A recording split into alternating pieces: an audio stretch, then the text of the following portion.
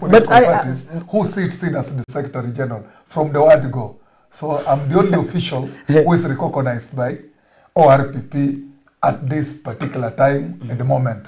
But in the next few days, maybe within the next 100 to 200, our official party leader, who will definitely be a younger person. Okay, but that is not, you have not...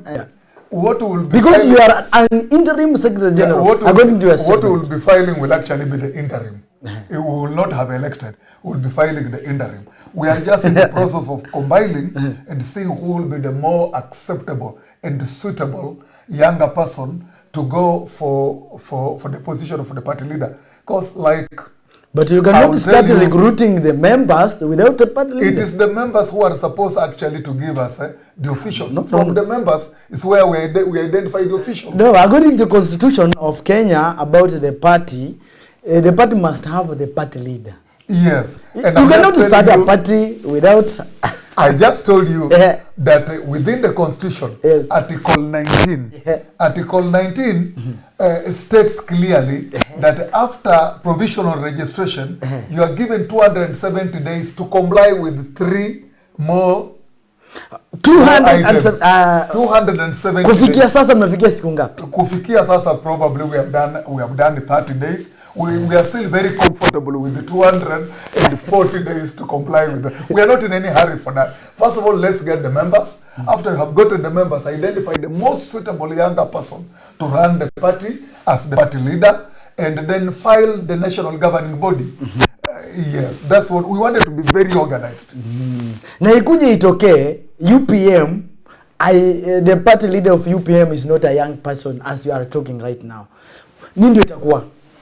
If it happens, if that becomes the case, then definitely the deputy party leader will be a younger person. Okay. Wacha tuachane na UPM. Let us focus on our topic today. The role of opposition in Kenya. Nimekuuliza swali, je, this list your party leader angekuwa pale ningemhesabu pia, lakini this list yenye nimehesabu Kalonzo Musyoka, Rigathi Gachagua, Eugene Wamalwa, Martha Karua, Fred Matiang'i, kwa mtazamo wako, because you are in opposition according to your statement, nani ndio unampigia upato kuwa the flag bearer mwenye atasimama au president au nani umundu na President William Ruto? My brother, there is an understanding within the opposition that we will be fielding one presidential aspirant to face William Ruto on the ballot. And we have all also agreed unanimously that whoever that person will be, we will support the person. But now, the stand of UPM is that in any case that the opposition has chosen... No. Leave alone UPM. You as personally. No, me as a person, I still subscribe to the understanding of the council of the opposition that whoever will be chosen through that council is the person all of us will support. But according to you, ni nani wenye unaona like wakimpatia huyu mambo inaweza kwenda? No, we are still widely consulting. But these guys, you know their potential. All of them qualify. All of them qualify to fly that flag. But amongst them, there will be one according to you who will emerge to be more qualified. As per now, I can't tell you exactly that I favor so and so. I am supposed to have a seat in that council. Very soon I'll be having a seat in that council, but I'll not go with fixed mind. I'll go with an open mind. But you are going with your fixed mind. We must have one person because you are saying like William Ruto on the ballot. But you know William Ruto is a political schemer. You know him very well. Ukimpatia mtu teke atapita naye vibaya sana asubuhi mapema. So opposition leaders, nyinyi kama opposition, kwa sababu umesema hapa you are in a position, opposition. Ukiangalia opposition, nimeuliza tu swali. Ni nani wenye unaweza kuona? Haya, wacha nikupatie two choices. We have Rigathi Gachagua and Kalonzo Musyoka. Nani anaweza kuwa mzuri hapa? You want my views? Yes, your views. Not a UPM view. They are all good. They are all good. As long as we only get one. Na sisi wengine wote tufaili nyuma huyo mmoja. William Ruto ameenda nyumbani usubuhi na mapema. Okay. You as opposition, are you doing your roles? We as the opposition, not yes. We as official opposition or we as the opposition. We are already doing it. William Ruto is not sleeping while when Rigathi Gachagua is in the country or outside the country. We are, what's the role of the opposition? The role of the opposition is actually to hold the government accountable. Are you doing it? And provide an alternative vision for the country. We are doing it daily. We are actually each and every day tunaambia Wakenya kwamba serikali ambayo tungelipenda iongoze nchi hii, tungelipenda iwe ni serikali itakayotekeleza hili na hili na hili na hili. That's providing alternative. And then holding the government accountable. So nasikia kila siku ameiba hii na huyu ni mwizi na hatumtaki. We are holding him. Whenever he steals, we are there telling him that you have stolen and we never elected you to be a thief. But Mr. Secretary General, and I'll also tell you this. When the killings started, we stood very firm and told him that this is not how to govern a country. When abduction started, we told him that this is the worst you can ever do as our president. When all this vice, all these ills that he's doing, we have always stood firm and told him that you are on the wrong track, you are taking us to a ditch, stop pursuing our children and executing them. That's holding him accountable for his actions. William Ruto knows that the opposition will never give him a rest until that day we are going to throw him out of the office. Okay.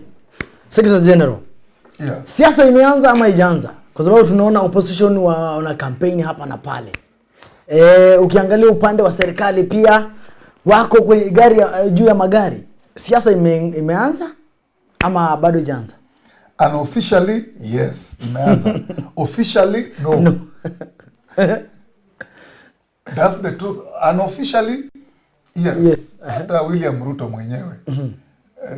When Uhuru was in his second term, wakati waliingia tu ofisi hivi, hiyo ndio siku alianza siasa ya kutafuta hii one term yake. Sasa nyinyi akatafuta mpaka siku ile alipata hii one term yake. Sasa nyinyi opposition pia mmekopi ile strategy ya William Ruto ambayo mmeanza kucampaign na mko according to constitution inasema nini about campaign?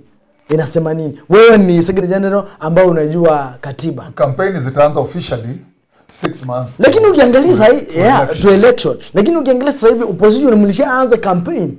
Mnaanza kuambia Wakenya tupigieni kura. Na according to constitution wanasema 6 months to election. Na sasa hii imesalia takriban 2 years. Mnafanya vizuri, mnafanya according to constitution ama mnafanya vipi hapa? Katiba haijai mfungia Mkenya yeyote yule kutoka nje, especially Mkenya ambaye ni kiongozi ama yule ambaye anataka kuwa kiongozi. Mkenya yote ana uhuru wa kutoka nje na kwenda kusemezana na wenzake kuhusu yale mema aliyo nayo moyoni mwake, kuhusu nchi yake ama kuhusu jambo lolote lile. Na hakuna siku, niko very sure, hakuna siku umeona viongozi wa upinzani wakienda nje wakiambia mtu yoyote yule kwamba sisi tumekuja kuomba kura zenu na tumeomba mtupigie kura. I think that's what we call campaign. Nimekuja kuomba kura zenu na nimeomba upigie fulani na fulani kura, hatujafika kiwango hicho. Lakini huwa mnasema kwamba 2027 mimi nimesikia bwana one term, Mr. One Term akia nje akisema kwamba he's now asking for his second term, while first term yake miaka miwili ya kwanza tumekiona. Miaka hii mingine miwili ijayo, we don't know what to expect. I think we should be expecting hell out of it.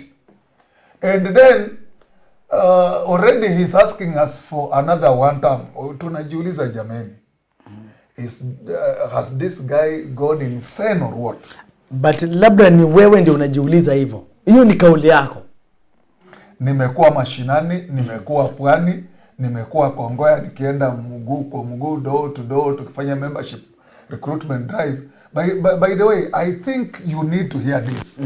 Wakenya wanatuambia tafuteni tu yeyote ambaye hajai serve kwa serikali and is a younger person, and we are telling you the truth, tutamupigia kura. Hawa wengine ambao wameserve kwa serikali hatutaki kusikia anything about them.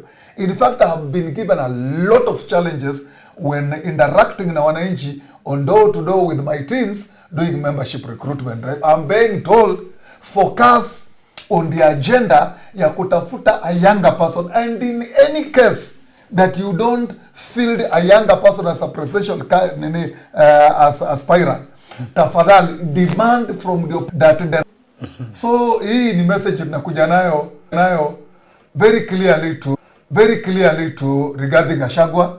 Na wewe tunawaletea wengi. Most of our patrons are also coming into the opposition. We are going to come with them. Jueni kwamba UPM is coming on board full blast as a member of the opposition with all our patrons. Lakini jueni kwamba running mate, if we don't get to field a younger person as a presidential aspirant, then a younger person must be the running mate of that person who will be flying the opposition. Just to formalize the office of the opposition leader.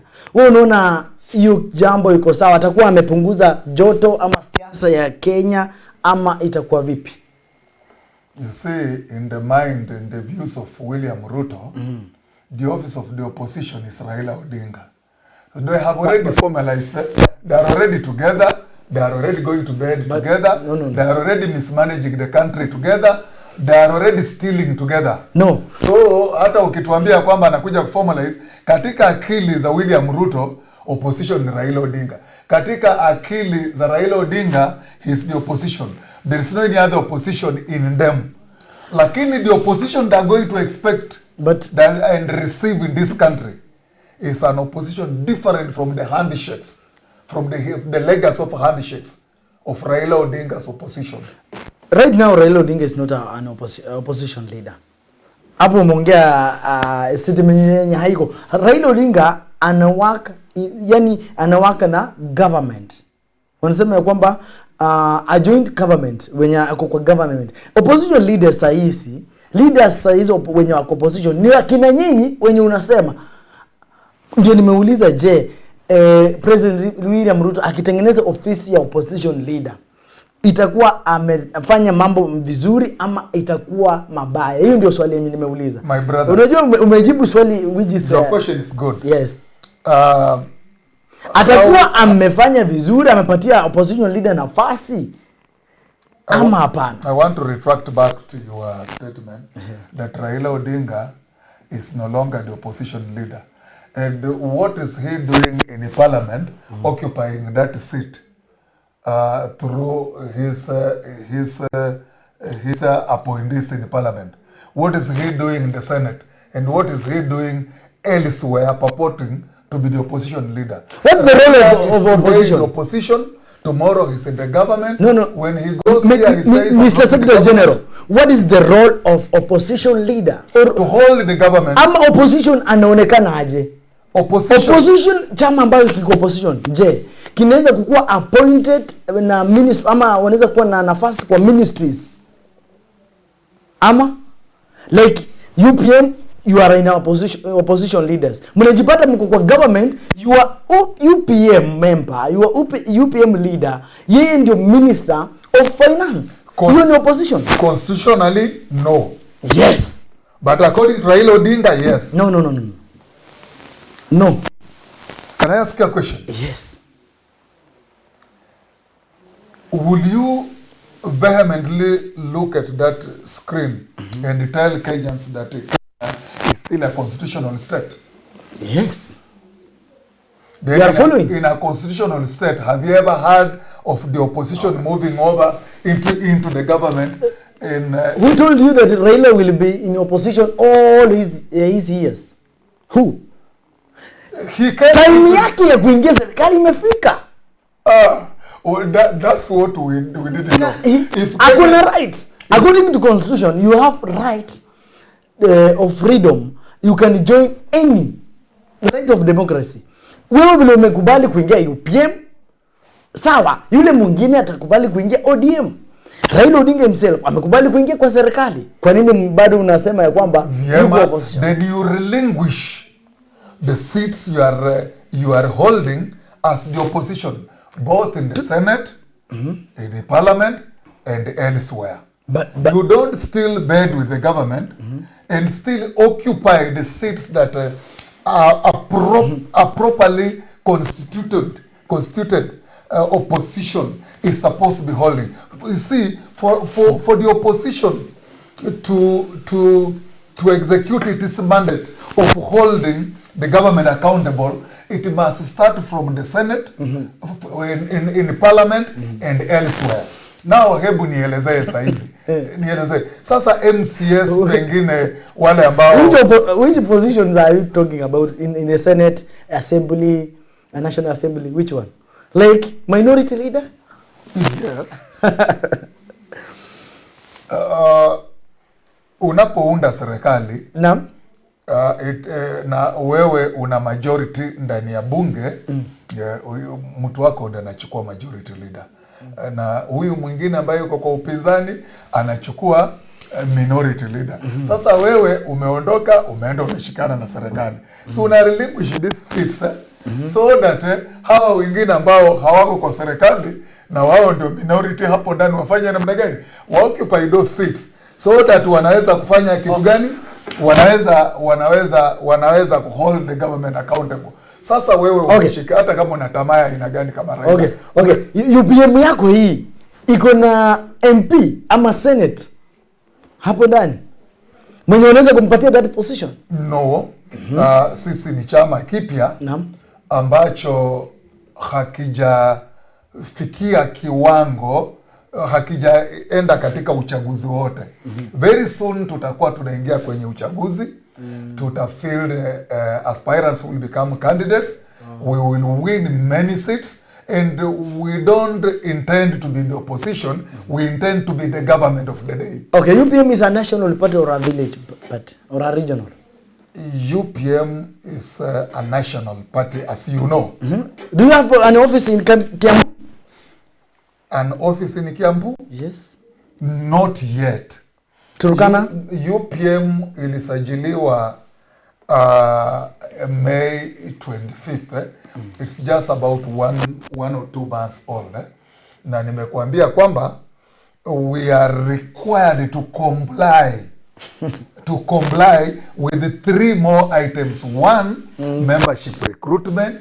2, putting at least 26 officers at county levels. Then 3, filing our national governing body. Unaangalia which one is a priority. You put officers where you already have members.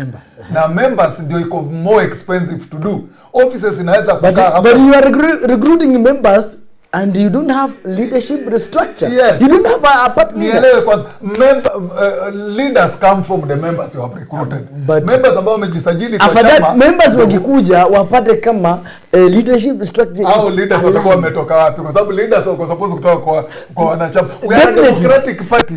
No, we know Kenya and we know the constitution of Kenya and we know the parties in Kenya. Once party imeanzishwa in Kenya, lazima kuna watu ambao wamekaa chini wanasema bwana secretary general, wewe ndio utakuwa secretary general, wewe ndio utakuwa party leader, wewe ndio nani? Hao watu je, kwa nini unataka kutaja yule party? That is how we are different from any other. Because in UPM we know only Secretary General. Nataka unielewe vizuri.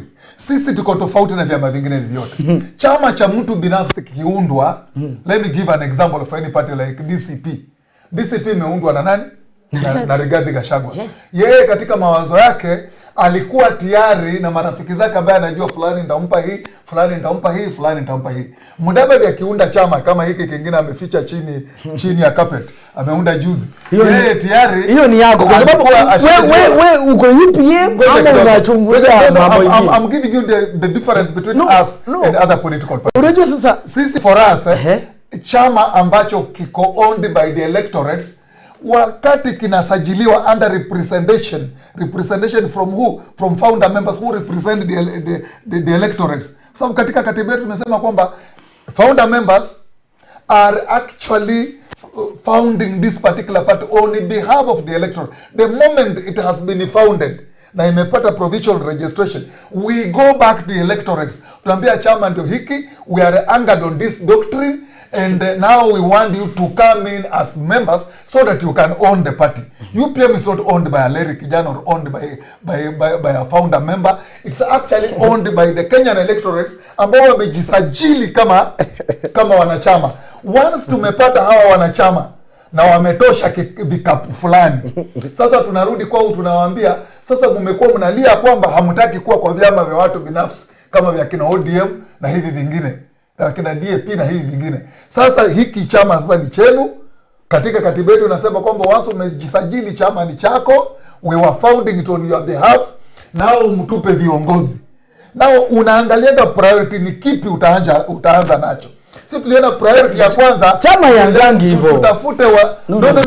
We know Kenyans. Kenyans wanakuja hivyo. Wanakuja mnakuja hivyo. Wanasema this is your party, this is your party. Lakini at the end tunajua your end. Kuna katiba ya nchi kama vyama vya Kenya. Kuna katiba ya nchi na katiba ya chama. Katiba ya nchi pia inaongea ikisema kwamba chama kikishasajiliwa, chama ni cha wanachama. Katiba yetu ya chama, before you go to register of parties or RPP, yes, lazima mkuwe na structure, listership structure. No. This is the party leader, this is the secretary general. No, you get it all wrong. I know. I don't know, you get it all you wrong. Must, no, you must. No. Hata kama ni interim, you must put the names there. Soma Article 19. No. Article 19 itakuelekeza vizuri kwamba unapoenda kwa registrar unaenda na what is called na hiyo ni baada. Let me give you the process. No, Secretary General. The process are very simple. Aya, jifanye waje ujifanye wewe ni party ni registrar of party. Mtu amekuletea chama wamesema hii ni UPM. Who is the party? Nani wako hapo? Wameleta tu jina tu hapo. Ni nani? According to Article 19, mimi kama registrar what I require from you, kwanza ni founder members. No. Na sita require founder members kabla huja reserve the name, hujaleta katiba yako ikakubalika, alafu ulete manifesto yako ikubalike, alafu ulete ideology yako ikubalike, then nitakwambia sasa ulete clearances from national security, ulete clearances from chama ni kama nyumba. Wacha nikueleze sasa. Chama ni kama nyumba. Wewe umejenga hapo nyumba ambayo inajengwa, nyumba lazima ijengwe na mtu na watu. Nyumba lazima ijengwe na watu.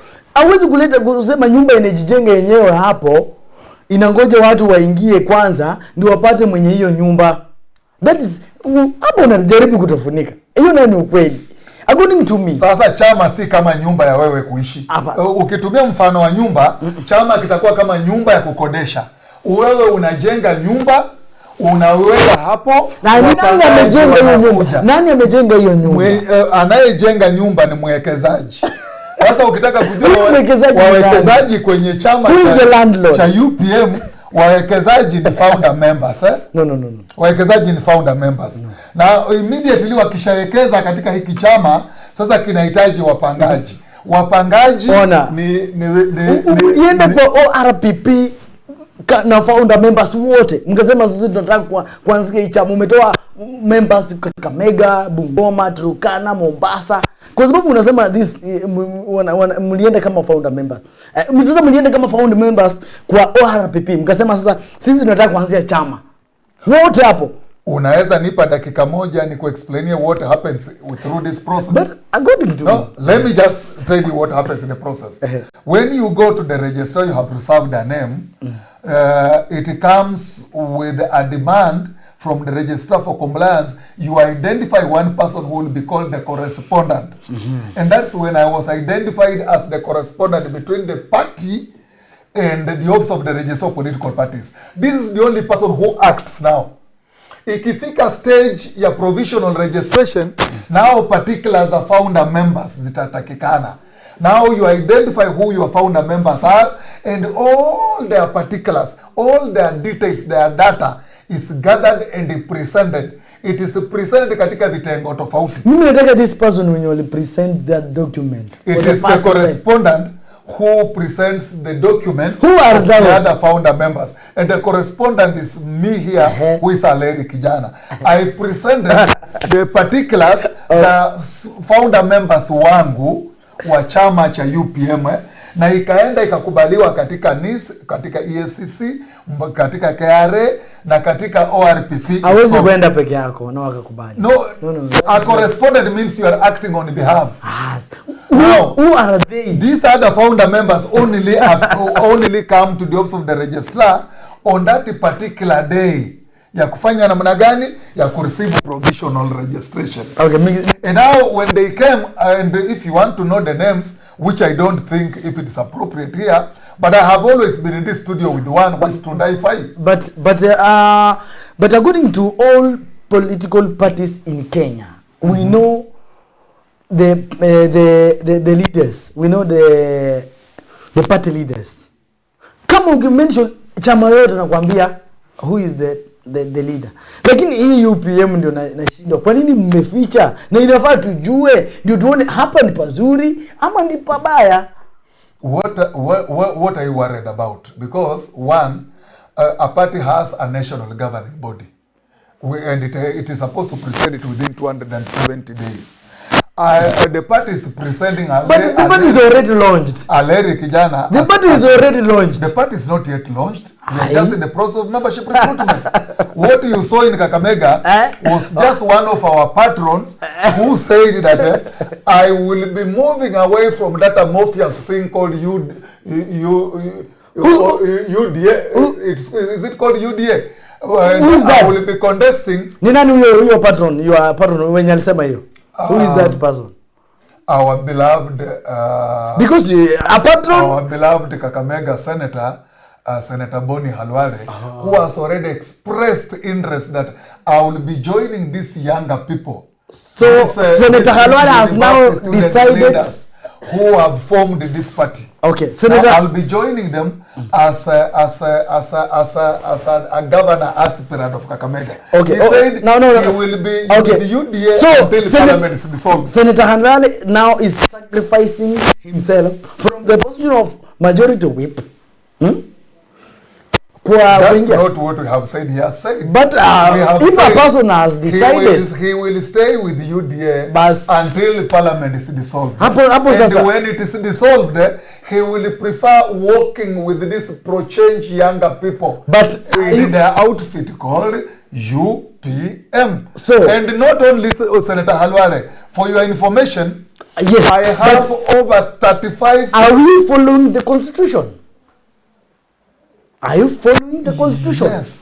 The Constitution allows freedom of association. But political association is also... If you are a majority whip in a certain party, nini inafaa na umedecide kutoka, umeingia chama ingine, utaendelea kuserve as a majority whip? Swali langu ni kwamba ulisikia statement yake alisema kwamba nitabaki UDA until when Parliament is dissolved. When the Parliament is dissolved, you have the freedom. You don't just hang there. I was a chief whip. Na hii train imekwama. Kwa hivyo you don't jump on a moving train. And the moving train today in Kenyan politics is actually UPM. Kwa sababu, I will tell you one thing, siasa ya 2027 will be driven by the younger generation. The younger generation have already put a political party called UPM. Now, Halwale is not a fool. Halwale knows that for me to protect my stakes in the next government, and if I want to be Kakamega, I must work with the younger generation. Mr. Areri, wacha to stick to our topic.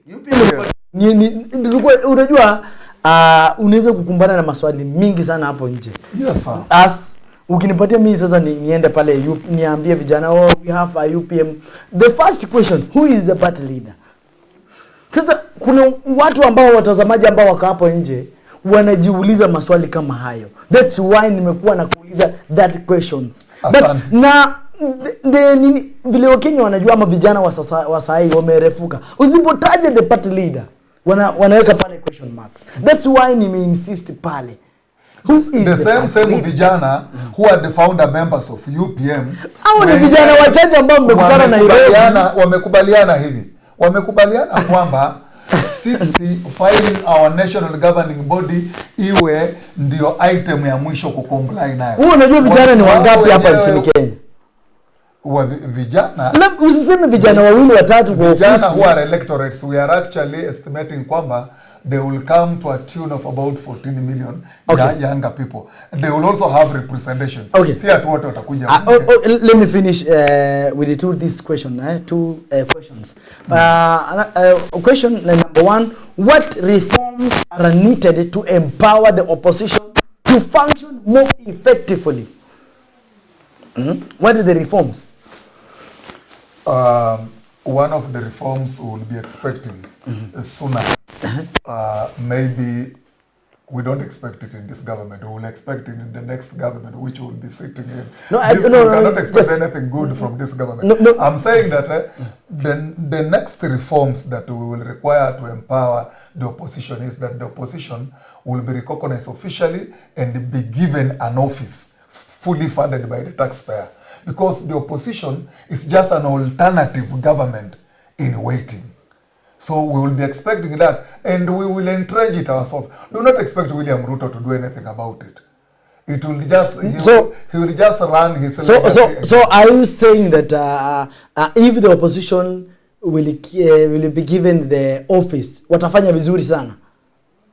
Yes, even the government of the day is supposed to be performing very well because they have been given the office, the mandate, and the funds that go with it. Though you know how they are performing, you should not ask me about that. The one-term government with the resources that they have, and what they are looting and stealing from the country. But for now, we are not talking about. We are not. Zikikuja at any particular given time, reforms zote zikifanywa, reforms kufanywa na who entrenched by the government of the day. But nyinyi kama opposition mnaweza mkafanya nini na nini mkuwe more effective as opposition? Don't depend to the government. Opposition inafaa mkuwe kando. Kwa nini una mention the government? Na nimekuuliza swali, the reforms nyinyi inaweza kufanya nyinyi kama opposition mfanye effectively. Nimekujibu nikasema kwamba the next reforms we will be doing in order to empower. Nimeingia leo Nairobi kutoka mashinani, kwa hivyo nimebeba views za wale wote ambao nimekutana nao. Kwa sababu mimi nikienda chini mashinani naenda kusikiza. Ground. Kenyan politics, mimi nimesunguka kwa hike, pia mimi nimekuwa kwa ground. Kenya unaweza kukutana na watu wanaweza kuja kukusikiza hiyo wajue huyu ni nani ambaye anakuja hapa. Na waende. Yule ambaye amekuja amehudhuria mkutano wako ako na miaka 10 ambayo imepita nimekuwa in politics. Yes. So tulikuwa tunaenda mtu anakuhakikishia vizuri tuko na wewe lakini ukienda nyuma anaongea. Sasa how sure are you? Ukienda wanakuambia wako na wewe kwa yale ambayo umeenda kuwaambia. Ukiondoka wao wanaondoka wanaenda. Sisi kama UPM, especially the current opposition today, we are not taking any views to them.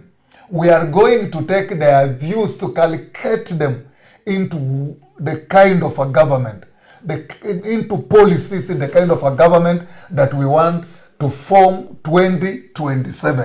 Wale wanaopeleka maoni yao unawajua. Okay. Lakini sisi tunaenda kuchukua maoni ya wananchi kutoka ground.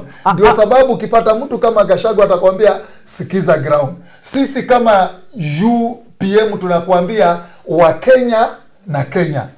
Tunaenda kuwasikiza Wakenya wanavyotaka katika nchi yao ambayo inaitwa Kenya. That's why tunabadilisha slogan yetu tu Wakenya na Kenya.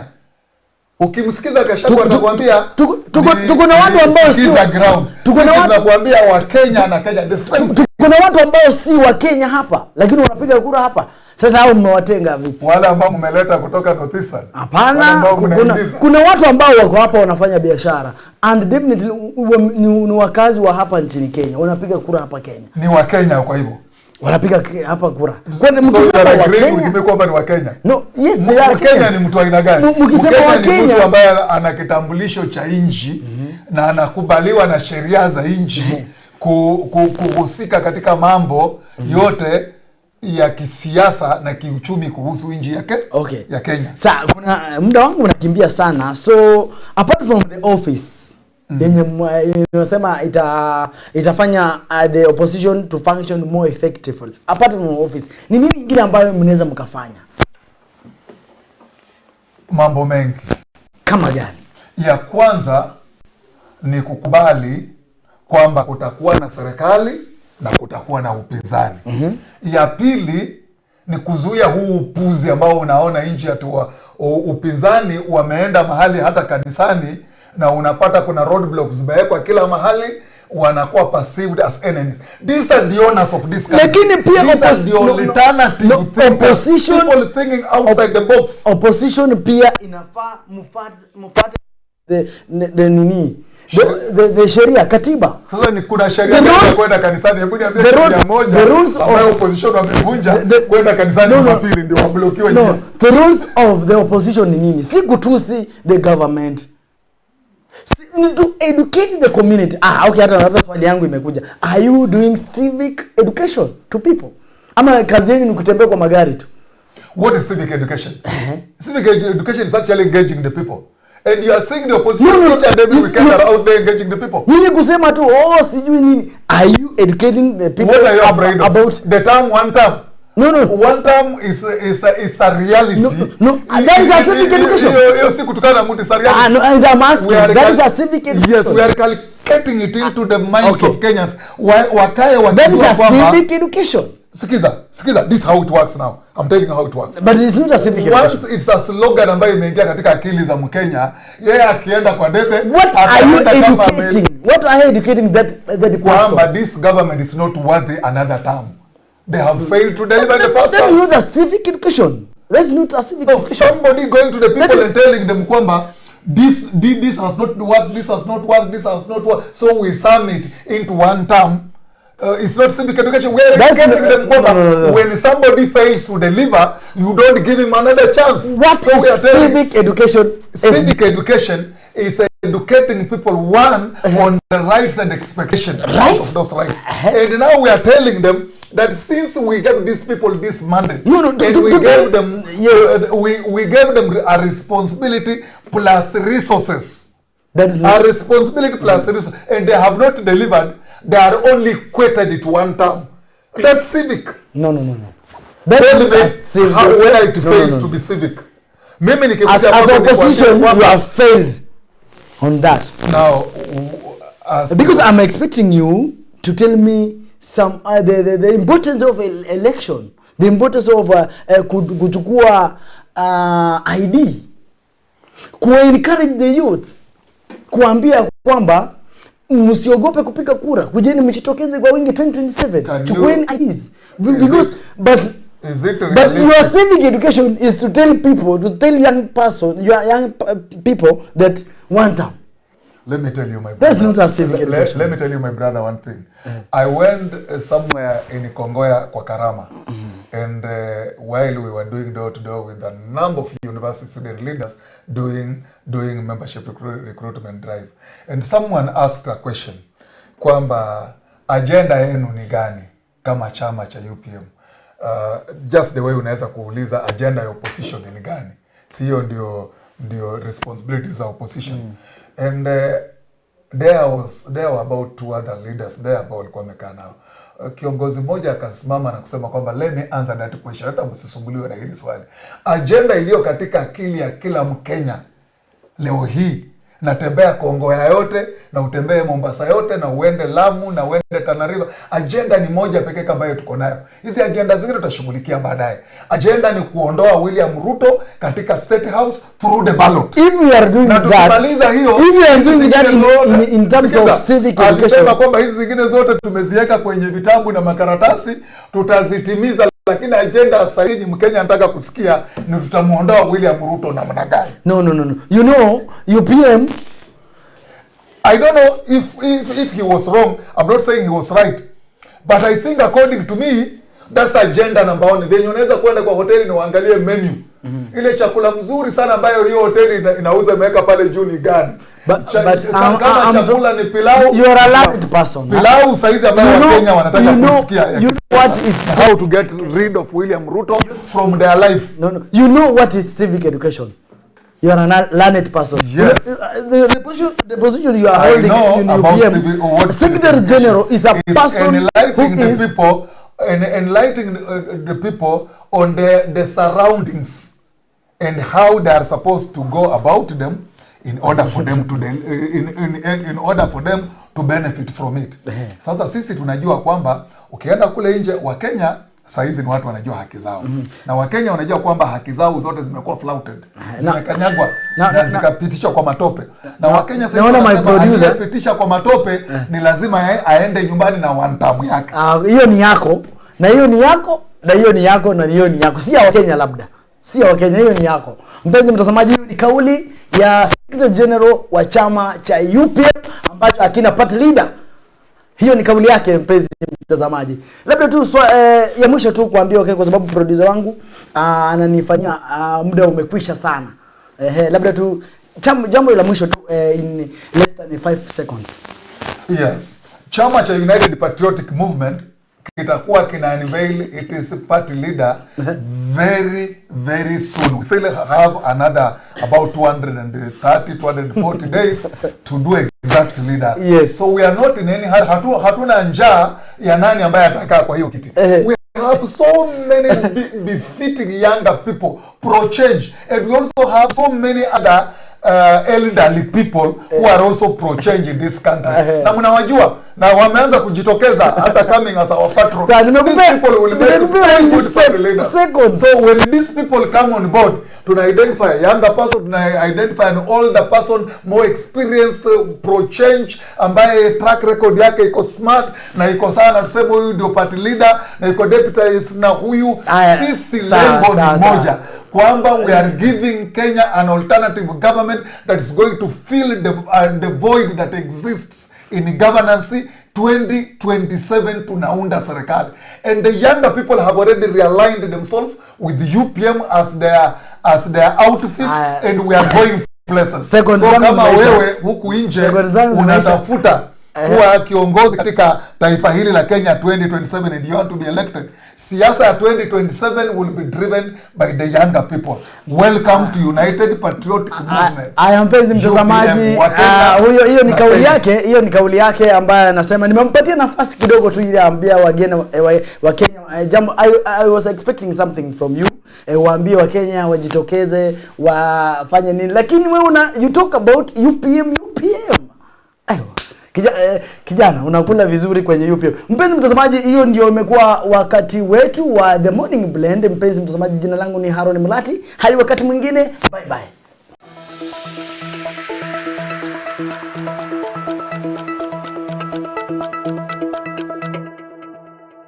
Je, una malalamishi